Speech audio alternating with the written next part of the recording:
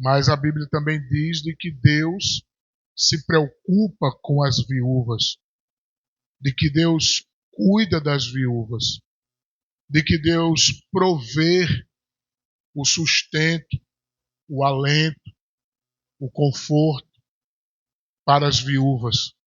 A Bíblia diz que não somente as viúvas, mas os órfãos também, os pobres. Deus não deixa esses que na ótica humana estão desprovidos ficarem amínguas, ficarem ao léu. Deus vai sempre estar provendo, sempre cuidando, sempre trazendo uma solução, uma saída para os seus. A Bíblia diz de que esta mulher perdeu o seu marido. E marido ou esposo, na Bíblia, tem a representatividade do cabeça do lar. A Bíblia diz de que o homem é a cabeça do lar. De que o homem é o provedor do lar. De que o homem é o protetor do lar. De que o homem é o amparo, a justiça do lar. E por ele ser todas essas referências, e automaticamente de que esta mulher se torna viúva, ela perde todas essas referências para com a sua vida. E como se não bastasse, ela perde o seu filho. E a Bíblia dá a entender de que é o único filho. E filho tem uma outra característica, principalmente o filho homem, masculino, do sexo masculino. À luz das Escrituras, ele é aquele que dá continuidade à genealogia da família.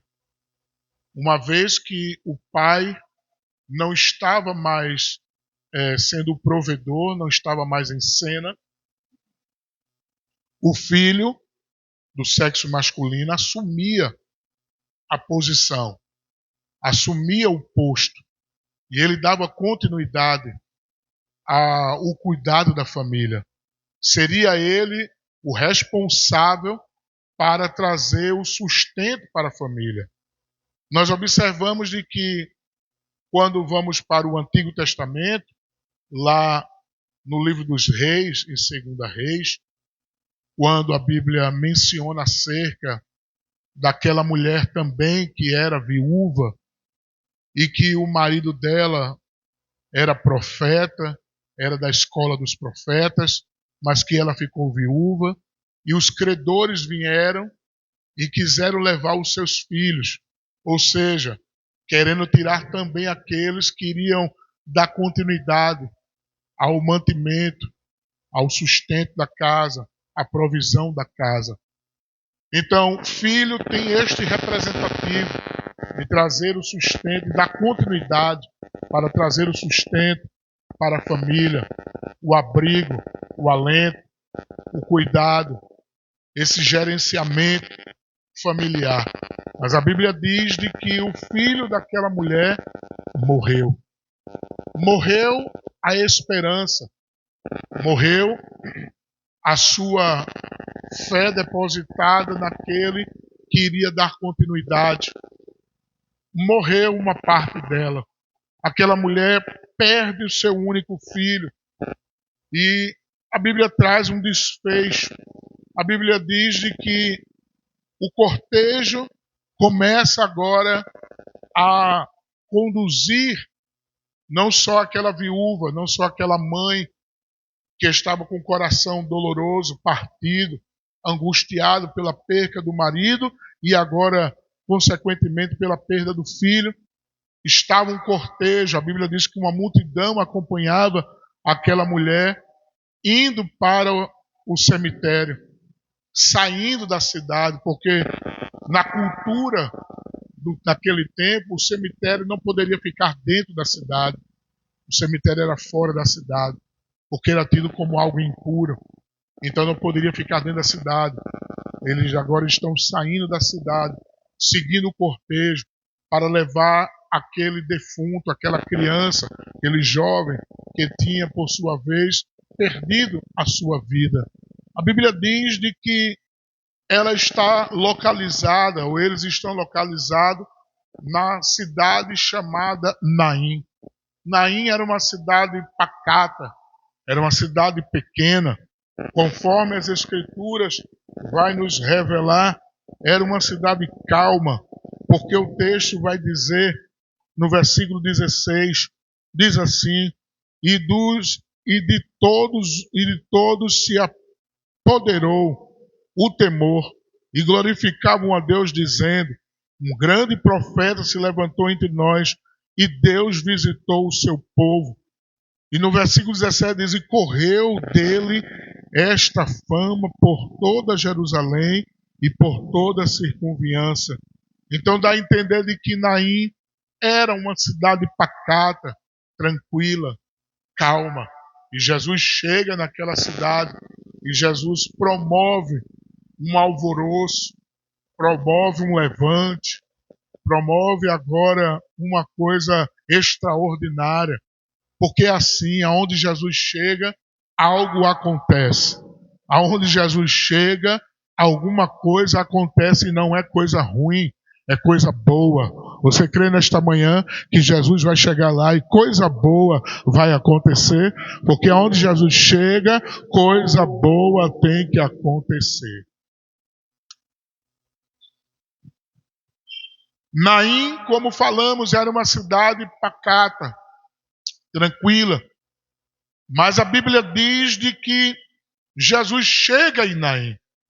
E Jesus chegando em Naim, Jesus agora para aquele cortejo. A Bíblia diz que Jesus toca no esquife. O esquife era um objeto aonde levava-se aquele que estava morto. E a Bíblia diz que Jesus toca no esquife. Para os judeus, tocar no morto, tocar naquilo ali, era contrariar a lei, era contrariar os princípios. Parece que Jesus estava quebrando agora um protocolo. Parece que Jesus estava infringindo a lei. Parece que Jesus estava fazendo uma coisa horrenda aos olhos dele. Mas eles esqueceram e eles não sabiam que quem estava ali era o dono da vida. Quem estava ali é aquele que é santo. E aonde ele toca, e o que tiver impuro se torna puro. Porque Jesus, ele é a pureza. Jesus, ele é santo. Jesus, ele é poderoso. Aonde Jesus chega, a iniquidade tem que bater em retirada. Você pode dizer para quem está do seu lado, Jesus vai chegar lá, vai tocar e alguém vai ficar limpo, porque Jesus vai dar pureza, limpeza espiritual na vida de alguém. Se você crê, glorifica o nome do Senhor, porque Jesus vai mudar o quadro.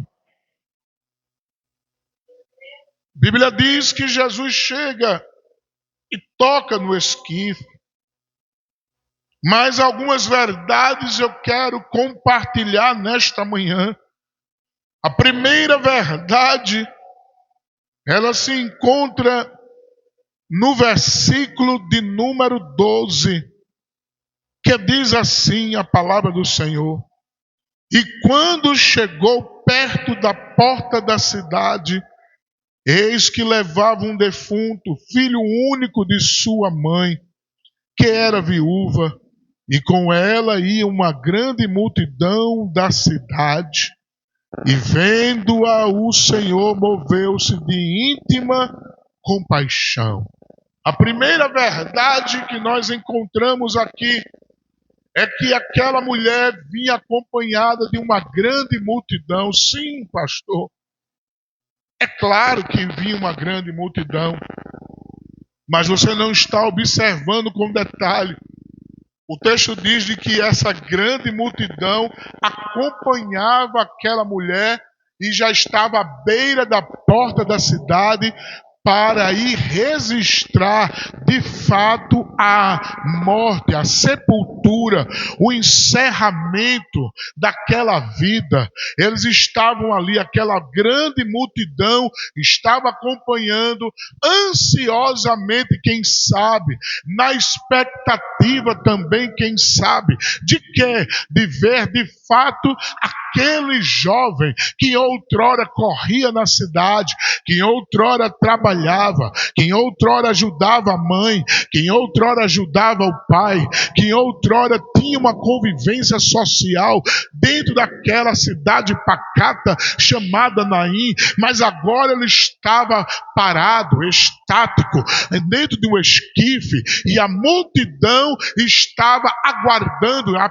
passos de angústia, de tristeza, aguardando o sepultamento. E nós sabemos que quando sepulta, acabou-se literalmente, não tem mais volta, não tem mais condição, não tem mais restauração, não tem mais saída. Esta multidão estava indo com esse propósito, para ver de fato agora sendo cancelado, mas a Bíblia diz que em contrapartida uma multidão que ia para ver o sepultamento, também vinha agora Jesus com os discípulos para cancelar a expectativa da multidão, para cancelar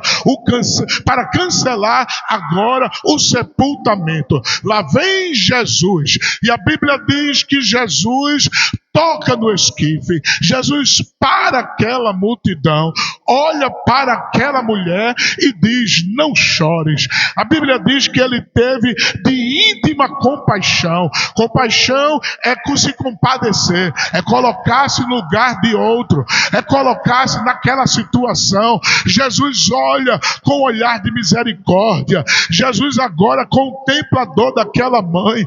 Jesus agora vê que aquela mãe só tinha aquele filho e que a situação dela poderia ficar ainda mais pior do que já estava. Mas a Bíblia diz que Jesus para, toca no esquife e diz para aquela mãe: não chores. O termo aqui dizer não chores, nós sabemos que quando alguém está de luto, quando alguém está triste, quando alguém está angustiado, nós não dizemos para a pessoa não chore. Por quê? Porque se eu disser para a pessoa não chores, ela logo pode dizer para mim: você vai resolver meu problema, você vai trazer de volta. Não, a gente diz assim: chore. Chorar é bom, é melhor você chorar, porque você vai colocar para fora, você vai desabafar. Mas Jesus não faz isso. Jesus não está ali como psicólogo, Jesus não está ali como mero amigo comum. Jesus está ali como Deus, como Todo-Poderoso. Eu vou dizer de novo: Jesus está ali como Deus, como Todo-Poderoso. Aí ele olha para ela e diz: não chores. Em outras palavras, ele está dizendo: eu cheguei para resolver a situação, eu cheguei para mudar o propósito, eu cheguei para mudar o quadro, eu cheguei para mudar a sentença. A vida deu uma sentença, mas eu cheguei para dar outra. A sentença da vida era morte, mas a minha sentença é vida. A sentença da vida era morte, mas a minha sentença é vida. Nesta manhã Deus está dizendo: a sentença que deram para a tua vida foi uma, mas a minha sentença para a tua vida é outra. É vida, é mudança, é restauração. Pega essa palavra nesta manhã. Tem restauração de Deus para a tua vida. Só quem crê glorifica o nome do Senhor. Tem restauração. Ele toca no esquife e o texto diz: não chores. E chegando se tocou no esquife, e o que levavam pararam. A segunda verdade é que Jesus chegou para dar um basta. Jesus chegou para parar o que estava em processo, em andamento para um sepultamento. Jesus nesta manhã está chegando para dar um basta. Jesus está chegando para mudar a situação. Nesta manhã Deus está falando conosco dizendo: o curso é de um cortejo, o curso é de mortandade, o curso é de dor, o curso é de tristeza, mas assim diz o Senhor: estou chegando para parar este curso. Não vai ter mortandade, não vai ter tristeza, não haverá dor. Jesus está chegando para mudar. Vai ter mudança, vai ter mudança, vai ter mudança deste quadro. Ele vai mudar o quadro.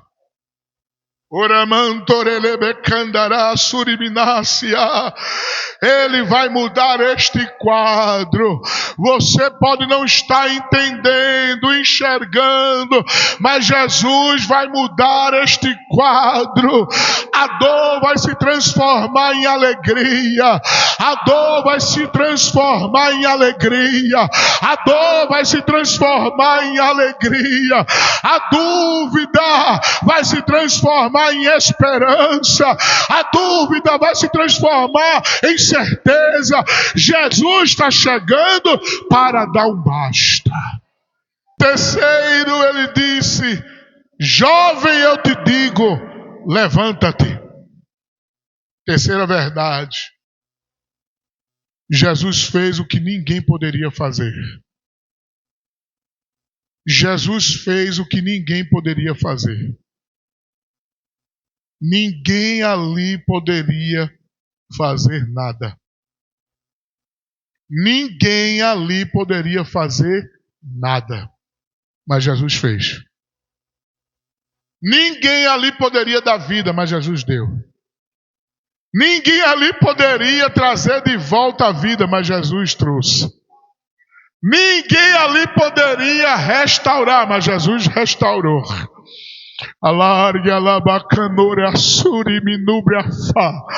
Nesta manhã Deus está dizendo: o que tu não pode fazer, eu vou fazer. O que tu não pode restaurar, eu vou restaurar. O que tu não pode trazer de volta à vida, eu vou trazer de volta à vida. E ele está falando no sentido moral e espiritual na vida de alguém. Jesus vai chegar lá. Quem está afastado dos caminhos do Senhor, Jesus vai trazer de volta. Tu não tem condição, tu não pode, mas Jesus pode. Tu não tem força, mas Jesus tem. Tu não tem a palavra de vida, mas Jesus tem. Tu não tem palavra de restauração, mas Jesus tem. Tu não tem palavra de comando, mas Jesus tem. Tu não tem palavra de autoridade, mas Jesus tem. Jesus tem. Jesus tem. Jesus tem. Ele tocou no esquife, ele tocou no menino e disse: levanta-te.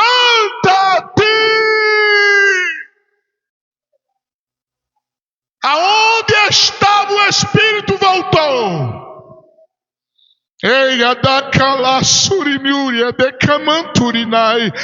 Voltou o Espírito, entrou dentro do menino. O que estava enrijecido, o que estava agora frio, congelado, voltou agora os vasos sanguíneos ao sangue fluir dentro do corpo. O que estava pálido começou a ficar corado o rosto. O que estava as unhas roxas começaram a voltar à sua normalidade. O que estava fundo na região torácica dele e do estômago voltou agora a respirar.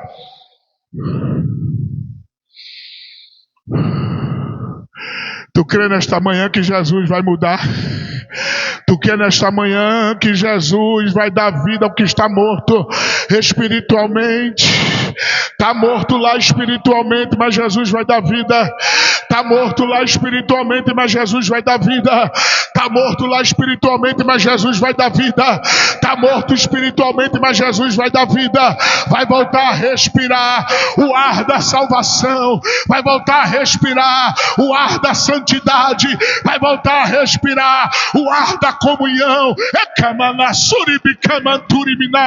Vai voltar a respirar, porque antes estava sem fôlego, porque o pecado mata. O pecado mata. A Bíblia diz que o salário do pecado é a morte. O pecado mata o homem da comunhão com Deus, da intimidade com Deus. Mas quando Jesus chega, ele restaura e o homem volta a inalar, a respirar o que? O ar da salvação, o ar de uma vida de santidade, o ar de uma vida de intimidade com Deus. Vai ter de novo de volta, vai trazer de volta. Jesus vai restaurar, Jesus vai dar vida ao que está morto. Ele vai restaurar. Versículo 15 diz assim: e o defunto assentou-se e começou a falar, e entregou a sua mãe. Quarta verdade: o defunto começou a falar, porque Jesus faz a obra completa. Ei, a outra verdade aqui é que Jesus faz a obra completa. Diz aí a teu irmão aí: Jesus não vai fazer a obra pela metade. Ele vai fazer a obra completa. Aquele que começou a boa obra aperfeiçoará. O que ele começou, ele vai concluir. O que ele começou, ele vai terminar. O que ele começou, ele vai executar. Ninguém vai impedir o trabalhar de Deus. Já foi lido aqui: operando eu, quem impedirá? O que ele começou, ele vai concluir. Ó, irmão, não tem demônio no inferno que vai impedir o que Deus começou. Não tem sistema no inferno que vai impedir o que Deus começou. Não tem mão de ninguém que vai impedir o que Deus começou. Não tem pé, não tem ninguém que vai impedir o que Deus começou. Tu está ouvindo o que Deus está falando? O que eu comecei, eu vou concluir. Ninguém vai impedir. A promessa está de pé. Ele não te prometeu, ele não falou, ele não disse que ia fazer. Então descansa teu coração. Ele vai concluir, ele vai executar. O que ele começou, ele vai fazer até o fim. Vai entregar na tua mão, tudo pronto, tudo perfeito. Deus não é o homem para que minta, irmão, nem o filho do homem para que se arrependa. Porventura falaria e não confirmaria. O que Deus falou vai acontecer. Passe-se o céu, passa-se a terra, mas a sua palavra não vai passar, não vai passar, não vai passar. Ele vai cumprir, ele vai cumprir. Levanta a tua mão para o alto e adora ao Senhor nesta manhã. Ele vai cumprir o que te prometeu. Está de pé. Pode, quem quiser ficar de cara feia, ele vai concluir. Pode, quem quiser ficar de cara feia, ele vai concluir. Pode, quem quiser não gostar, ele vai concluir. Pode, quem quiser trazer à tona o teu passado, já foi perdoado na cruz do Calvário.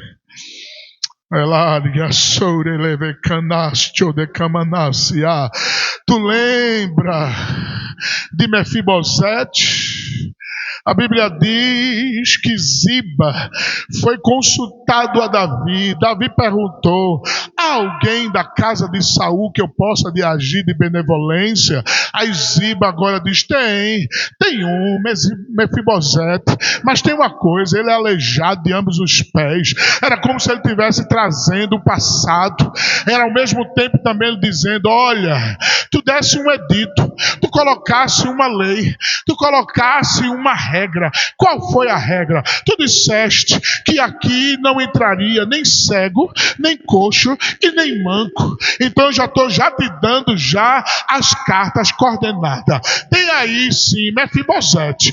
É da linhagem real? É, mas ele é manco, ele é coxo. Então dentro do processo, dentro do que tu falaste, ele não pode entrar aqui. Aí agora Davi olha para ele e diz assim: tá certo. Tudo bem, ele é coxo, ele é manco, mas tem uma promessa.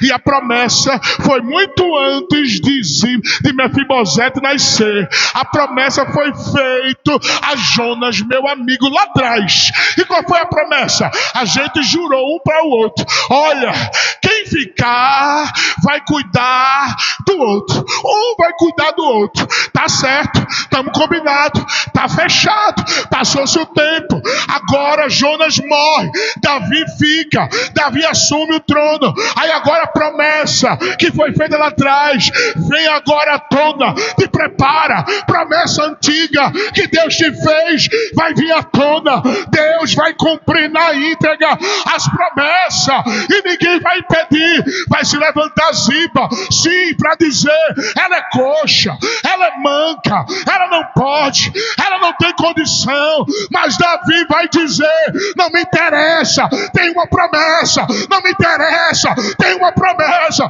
Não me interessa, tem uma promessa. A promessa vai prevalecer. A promessa vai prevalecer. A promessa vai prevalecer.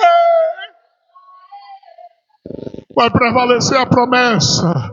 Pode quem quiser se levantar para tentar impedir, mas a promessa vai prevalecer, porque não é promessa de homem, não é promessa de Jonas, não é promessa de Jonatas, é promessa de Deus. Se é promessa de Deus, vai se arrebentar tudo, mas Deus vai cumprir. Se arrebenta tudo, mas Deus vai cumprir. Deus vai cumprir a promessa. Davi e Jonatas fizeram uma promessa, mas quem estava registrando foi Deus. Foi Deus. Foi Deus. Então fica tranquilo, Deus vai cumprir a promessa. Ele faz tudo por completo. E por que ele faz tudo por completo? Por que ele faz tudo por completo? Porque o texto diz que ele entregou o menino à sua mãe. Toca quem está do teu lado e diz assim: te prepara, Deus vai trazer de volta.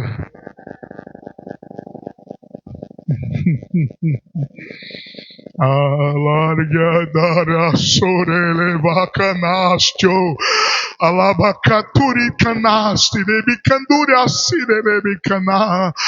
Deus vai trazer de volta o menino. Deus vai trazer de volta. O cortejo queria levar embora, mas não era plano de Deus. O plano de Deus era o menino ficar em Naim, na cidade pacata, na cidade simples. Não era na cidade grande, não. Era na cidade simples. Não era no cemitério, não. Era na cidade simples. Deus vai trazer de volta o menino. Abre a tua mão aí e recebe. Abre a tua mão aí e recebe. Vai ter restituição. Vai ter restituição. Deus vai trazer de volta. Deus vai trazer de volta. Deus vai trazer de volta. Vai ter restituição. Vai ter restituição. Vai ter restituição. Deus vai trazer de volta. Deus vai trazer de volta com a tua semente. A da canura subrecanastio. Tu não vê nada. Quando tu olha, tu vê somente mais e mais se afundando. Mas Deus fala contigo hoje, homem, nesta manhã. Vou te surpreender. Vou soprar o vento. Vou ter um encontro. Porque para eu trazer de volta, diz o Senhor, é necessário eu fazer algo.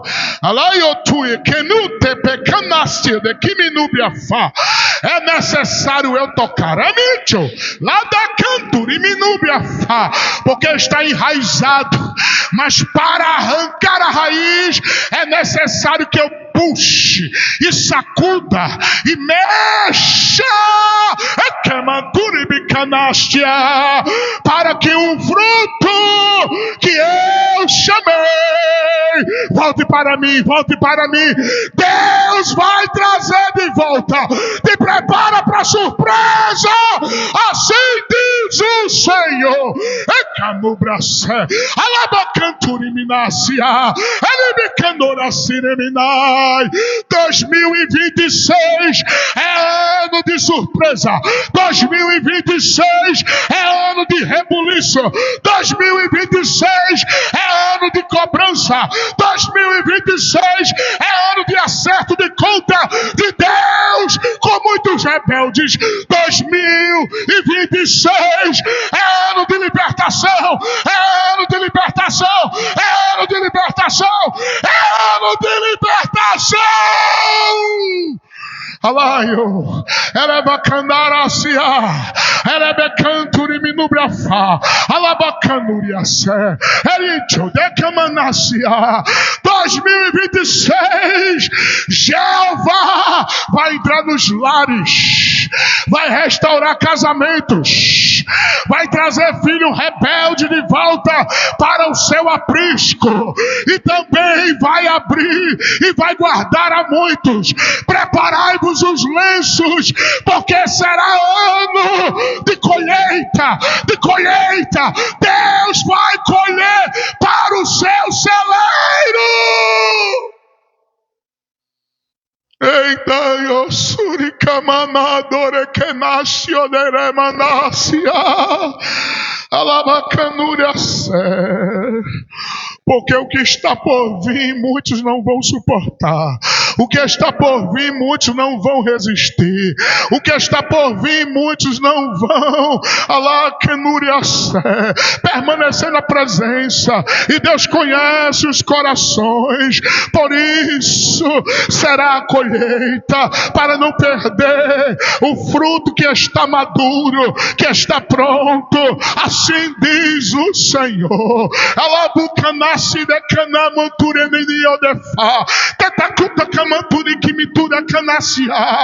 Virá, diz o Senhor, uma nuvem tão negra.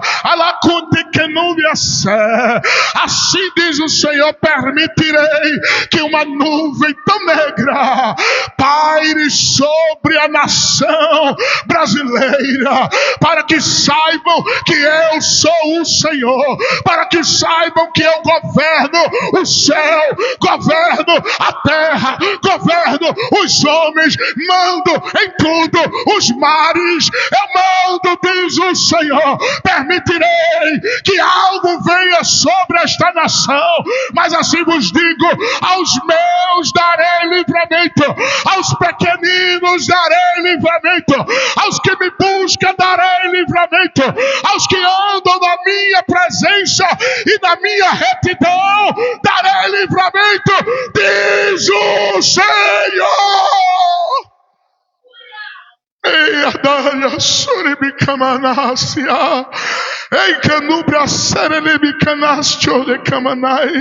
E por fim o texto diz que houve um alvoroço. Eles disseram: se levantou entre nós um profeta. Deus levantou entre nós um profeta, e a fama se espalhou. Olha para o teu irmão e diz assim: te prepara para o culto de ação e graça. Mas tem uma coisa: Deus vai fazer questão de anunciar para todos o que aconteceu. Te prepara. Deus vai fazer questão, vai propagar, e cada um vai dizer: tu estás sabendo o que Deus fez na casa dela? Tu estás sabendo o que Deus fez na casa dele? Tu estás sabendo o que Deus fez? Tu estás sabendo? Não, o quê? Jesus salvou. Jesus trouxe de volta. Jesus libertou. Jesus transformou. Jesus abriu porta de emprego. Jesus curou. Foi mesmo? Foi. Jesus transformou. Foi mesmo? Foi. Jesus foi o advogado dele. Tu tá sabendo? Jesus foi o juiz dele. Tu tá sabendo? Ou não? Foi mesmo? Foi. Jesus foi lá e fez a audiência e absolveu. E agora ele está livre. Agora ele pode andar tranquilo. Agora ela pode andar tranquila. Te prepara o que Jesus vai fazer. Jesus vai fazer. Jesus vai anunciar o que ele vai fazer.